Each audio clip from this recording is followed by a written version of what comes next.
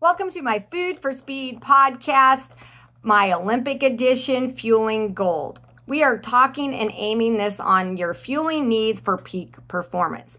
In the last one of this series, it was discussing the importance of a comprehensive nutrition consultation, and this one is going to be on medical history and labs. Why are they important? Because if you can identify underlying health issues, this can eliminate barriers to your health and performance and saves your time, and it maximizes your effort. Knowing medical history sets the tone on how I might customize your nutrition depending on the answers and the testing that we do. This is significant for family history of high blood pressure, high cholesterol, type 2 diabetes later in life. 35 or older usually. Now, this is not a medical talk. This is just education. What do I mean by that? If it depends on testing and answers. Well, we do a bod pod. It measures body composition, and we want to know how much lean to fat weight you have. And this is a pound of muscle, and this is a pound of fat. Just to clarify, 1 pound of muscle doesn't weigh more than 1 pound of fat, but you can see, and this is just an estimation I've made, is maybe it's roughly 2.5 pounds of lean weight takes up the same space as 1 pound of muscle. So in that volume of space, muscle weighs more, okay? Now, what we're looking at is how much lean weight you have to body fat. We do need body fat. It's not a bad thing. It's not an ugly thing. It's just what we need to survive and live and keep us healthy. But in excess, it isn't that great for us. When I say you look leaner than what the testing says is some people put extra body fat under the abdomen wall. Okay, so they look lean, but they're putting more of their first pounds of fat, which sometimes it's actually normal. You don't have a extremely high body fat composition or lean, but it's just, that's where you're storing some of it. And it's underneath the abdomen wall, so you cannot see it. And then some people are more apt to store it on the outside of the muscle. And actually that is to your benefit because that's easier to get leaner. And also, you're not prone to likely getting high blood pressure, high cholesterol, or blood sugar issues in the future. Doesn't mean you won't at all, but this validates to me where your genetics might be taking you. And sometimes I'm saying we need to be a little bit more serious about our food choices at an earlier age because it's impacting them at that age. Does that mean you have to diet and not eat? Of course not. It just means the timing of our nutrition and what we eat and when will be even more important for those individuals, but then it will set them up for a positive outcome for their future. It will help them minimize gaining excess body fat. It will help with lifelong habits and also standing upright when you're 70. And then it goes towards their performance goals. All right. There are some labs, blood work, that I generally recommend almost for everybody that comes in my office if they want to do them. Examples are folate and zinc and magnesium, vitamin D. I love doing omega-3 testing, index testing, but not very many doctors know how to do that. And those are just some examples of just general things, right? Things that impact us daily and our daily health. And then on the other side, if it impacts our daily health, it impacts your performance. So we got to optimize our health to therefore catalyze or catapult our performance. Here's some examples.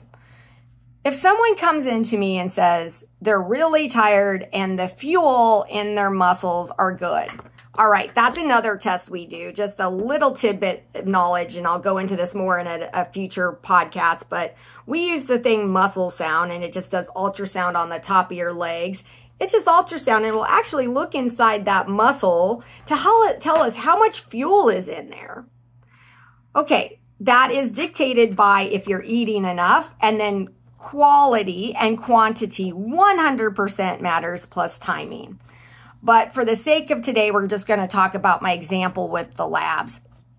And if they come in really tired and the fuel in their muscles over 70%, I go, that's not usually low fuel that's causing that to be tired. And then I might ask them to get iron and their thyroid tested or any other things, even mono, because I've had 3 or 4 athletes all in different states where they did test positive for antibodies. And it's kind of nice to find out why you might be tired with all your hard work. And then for me, it guides is there anything I can do or recommend nutritionally to help them through that point, to get them through it faster, to get them back. And I will always share with you, the better in shape you go or the better health you go into something, usually the faster you're going to get out. And that is a competitive advantage. Here is another example of labs. What if I have a female that has more lean weight than expected? They have way more muscle than expected for their height and weight. I have done over 20,000 bod pods. That's body composition. I know what it should look like, especially with younger athletes. I know for adults and elite athletes and where to drive them to. But what if they just don't hardly even lift any weights and they have a great amount of lean weight with little effort and they're struggling to get leaner? Maybe they're putting on weight faster. It doesn't make much sense. Then we're going to run fasting insulin and we're going to run a thyroid panel and there are a couple other ones that might be suggested. I'm just going to say this again. This is an educational podcast. In no way takes place of medical information or advice or personal medical advice for you or your loved one. You need to seek out a medical or a medical professional one-on-one for that. Okay, we also have another example. I had a very lean athlete and he had consistent stomach issues. What was going on? It was a puzzle.